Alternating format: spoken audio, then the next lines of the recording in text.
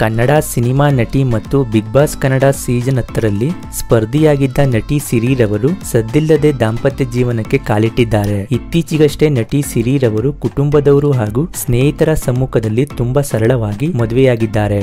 ಮದುವೆಯ ಸುಂದರ ಕ್ಷಣಗಳು ನಿಮಗಾಗಿ. ಮಿಸ್ ಮಾಡದೆ ವಿಡಿಯೋವನ್ನು ಕೊನೆವರೆಗೂ ನೋಡಿ.